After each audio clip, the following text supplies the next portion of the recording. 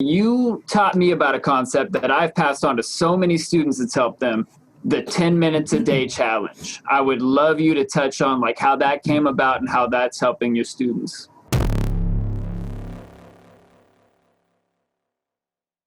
I want to ask you to touch on something that you taught me. So like you've got this, you've built up to this process where you have your production process down to a level where you can sit down on a timer and make the whole first draft of a piece of music inside of a part of a day. And that is a place you work to get to. But you taught me something that a lot of people, like you said, a lot of people will look at that and be like, oh my God, that is too big to deal with even. Like, how do I even make a piece of music inside of one day?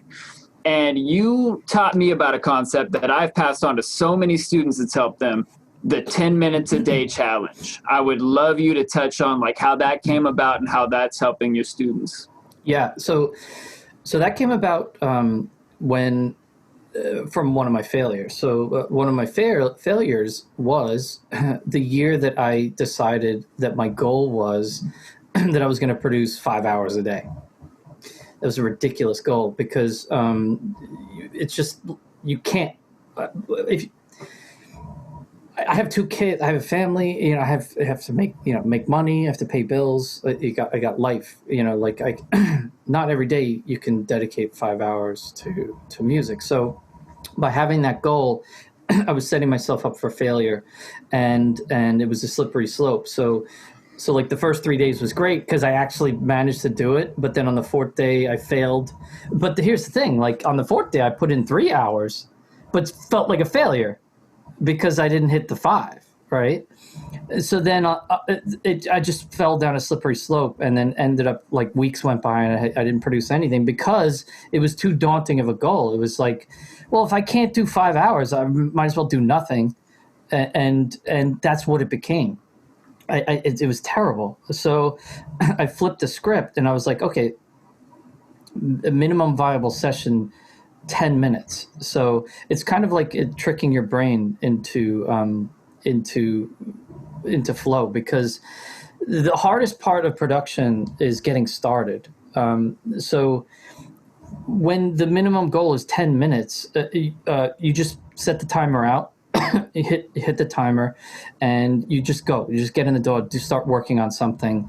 And then when the alarm goes off, you give yourself permission to stop. So whatever you did, you have permission to stop, right? So if it's a bad day, like maybe psychologically you're not there, you're not feeling it, and it's time to shut down. So you shut down and you achieved your goal. So you can tick off, I achieved my goal for the day. It feels good. Tomorrow I'll try again.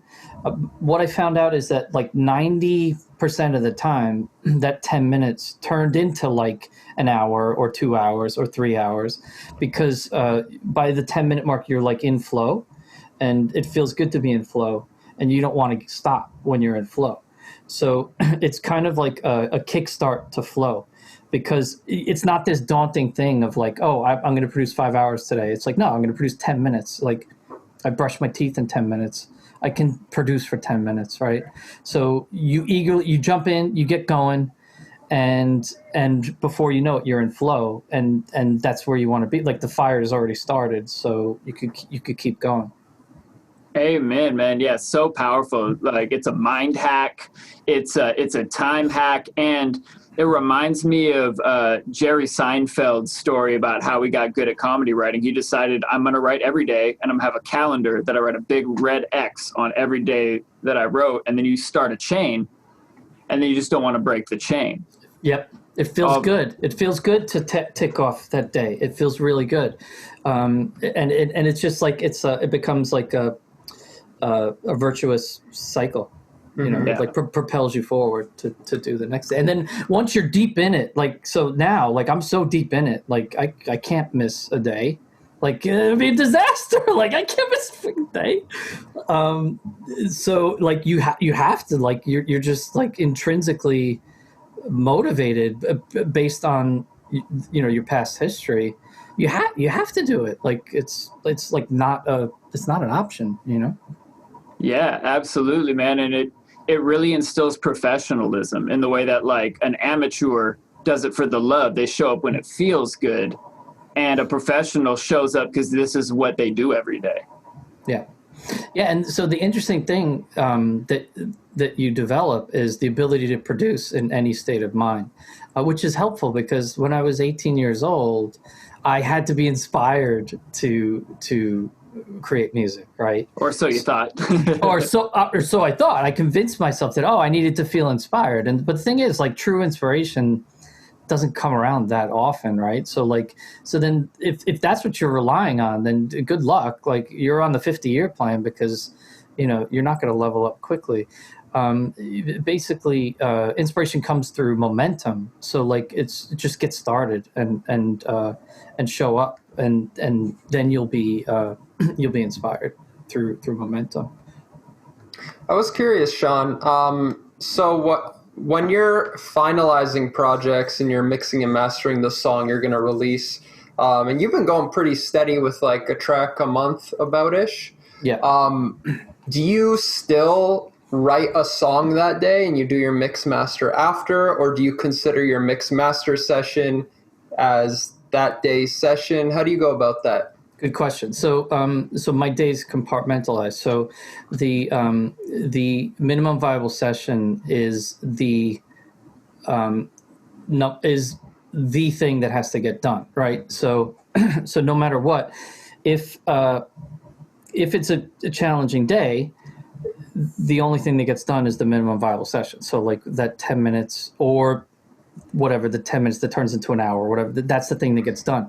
But on your average day, it's like that's just the first component of the day. And when I finish it, then I can move on to other things like mixing and mastering and working on other projects, like finishing other projects and stuff like that. But it's a component of the day. And it's the first component that I'll hit. So when it comes to creative work, it's the first thing that I'll do before anything else. I see. Yeah, that's very interesting. Makes perfect sense, though. Making it the priority, meaning like the first thing you do. First creative thing I do is that I'll knock that out. Do you have tracks in the backlog already that kind of like keep the pressure off? Like you already know what you're going to release in advance, or are you doing that on a monthly basis? So I have a stack. I have a focus list stack that's all release worthy stuff. But here's the crazy thing, what I thought was release worthy 3 months ago gets trumped by the thing that I just created this weekend, right? So like, so the 3 songs that I created this weekend, like I'm over the moon about, right? I'm like in love with, and before that weekend, I was sweating some other song. I'm like, oh, this is the thing.